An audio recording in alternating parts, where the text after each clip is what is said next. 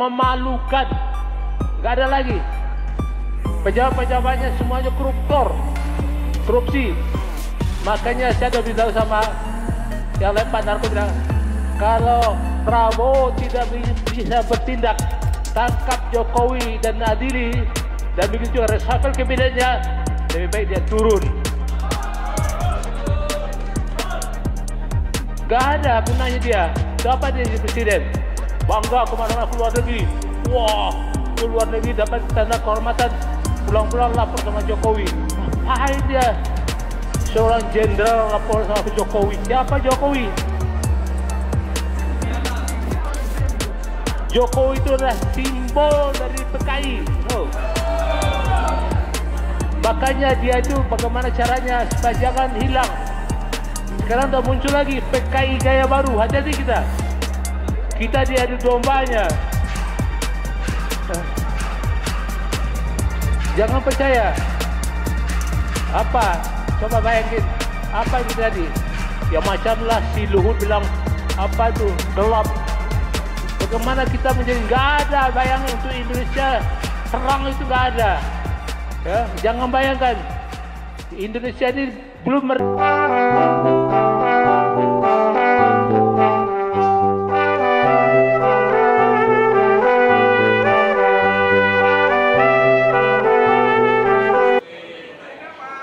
Bismillahirrahmanirrahim. Assalamualaikum warahmatullahi wabarakatuh.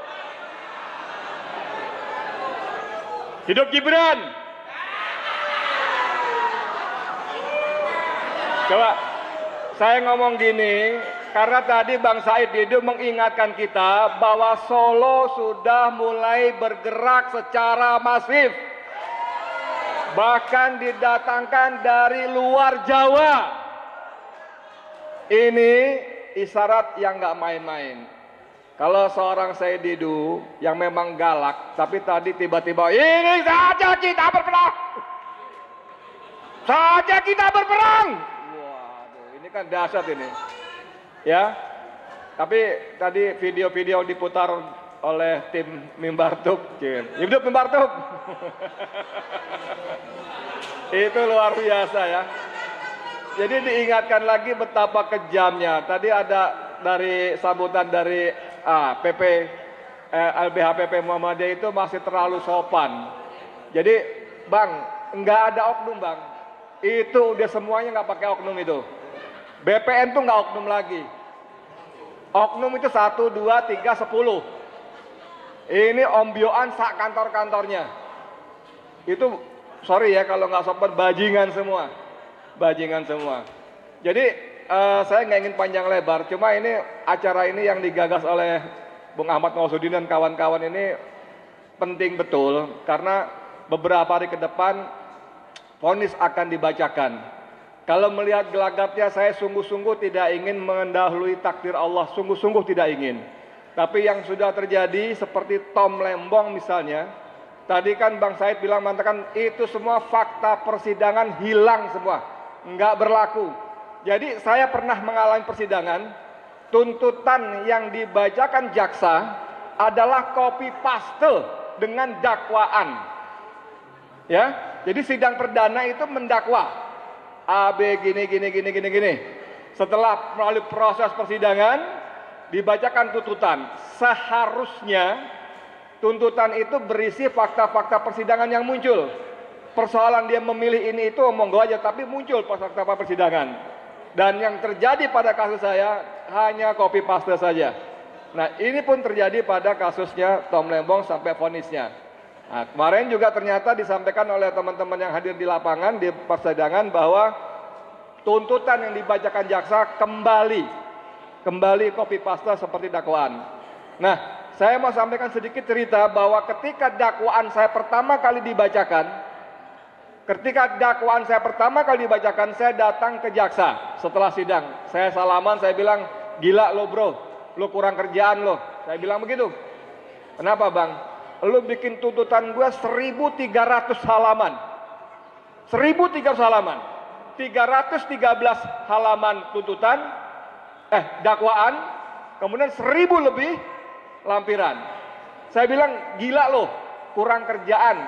bikin dakwaan 1.300 halaman. Apa dijawabnya? Bukan kita bang yang bikin bang. Bukan kita yang bikin bang. Siapa? Dari pusat. Kita cuma bacain.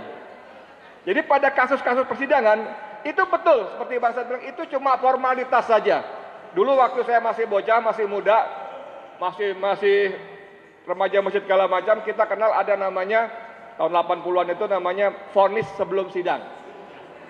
Vonis sebelum sidang. Tadi Bang Said lebih mengelaborasi, ini bukan mustahil, vonis itu sudah dibahas di PIK 2 sebagai epicentrum kekuasaan yang sesungguhnya. Nah, saya nggak tahu nih bagaimana yang terjadi, tapi lagi-lagi mohon maaf, saya tidak ingin pesimis, saya tidak ingin mendahului takdir Allah Taala, cuman kita mesti siapkan kemungkinan terburuk bahwa itu bukan mustahil akan terulang seperti kasus Tom Lembong dan sebagainya.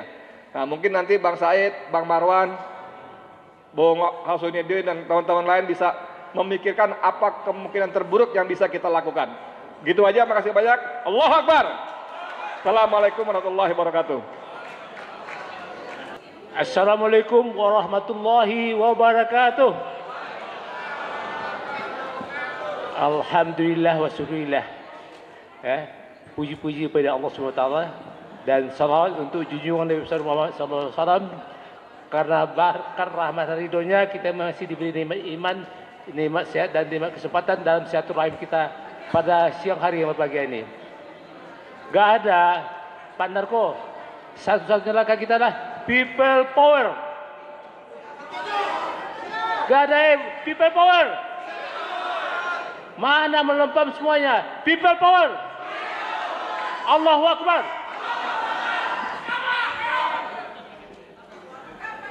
Gak.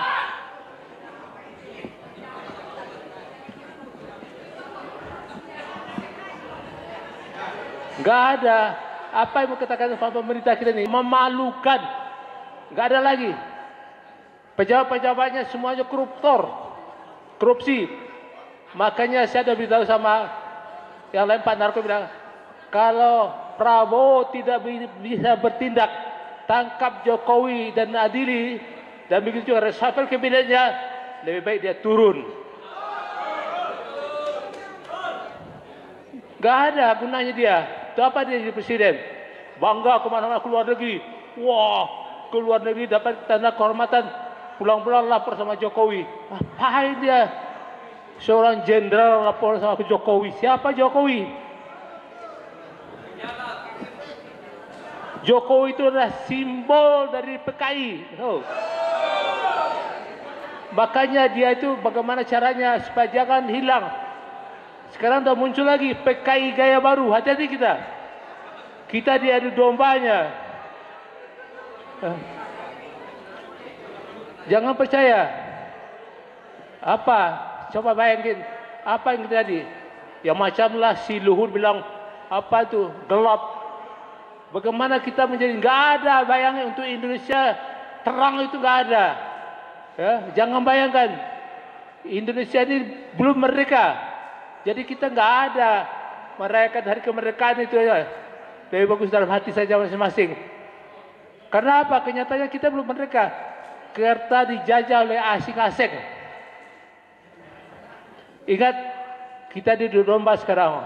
Makanya hati-hati kita ini waspada terhadap PKI gaya baru. Mana Pak Abdul Somad? Enggak. Mantan Ketua KPK? Oh, enggak ada. Pokoknya apa yang kita khawatirkan? Iya, enggak ada. Karena semuanya sudah diatur sedemikian rupa. KPK, DPR itu apalagi? Dewan Pengawas Rakyat itu. Itu berapa orang anggota PKI di sana? Jangan-jangan yang menangkap Budi di rumahnya itu juga polisinya, polisi juga, anti-anti Jokowi juga. Semuanya yang masih berkuasa sekarang adalah anti Jokowi PKI. Makanya nggak ada lagi. Kita harus lawan. Nggak ada. Kalau saya ini terus terang aja. Saya udah 83 tahun sekarang. Hanya semangat aja yang punya ini. Dan saya ini kan sama dengan Pak Narko. Saya LGBT. lelaki gagah bekas tentara. Makanya tadi mana Pak Budi, mana Pak Budi? Ini salah satu korban nih, mafia tanah. Nah, ini termasuk juga kawan kita nih sekarang, mafia tanah juga dirampok oleh si Aguan tuh.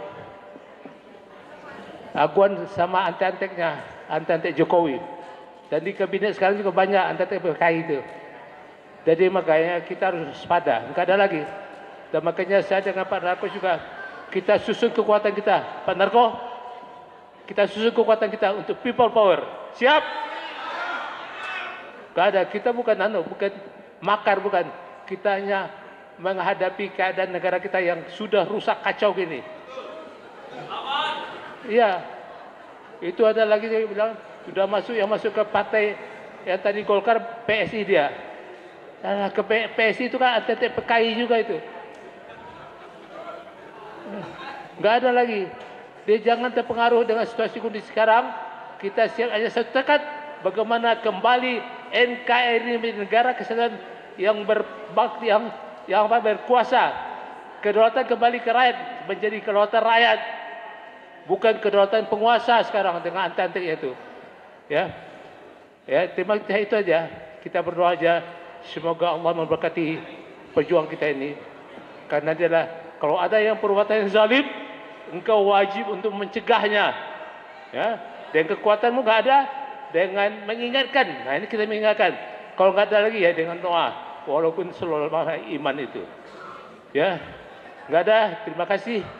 Semoga Allah memberkati kita dan semua yang hadir panjang umur, sehat selalu. Billahi taufiq wal hidayah. Wassalamualaikum warahmatullahi wabarakatuh. Merdeka!